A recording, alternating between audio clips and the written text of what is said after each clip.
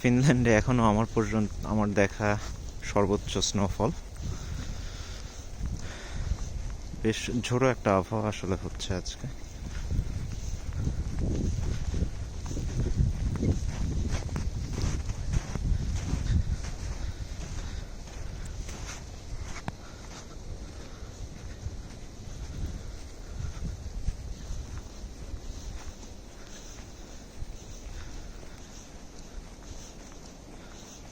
গত বছর পুরোটা সময় একদমই স্নো পড়েনি এবং মনে হচ্ছে এবছর গত বছরেরটাও পূরণ করে ফেলবে।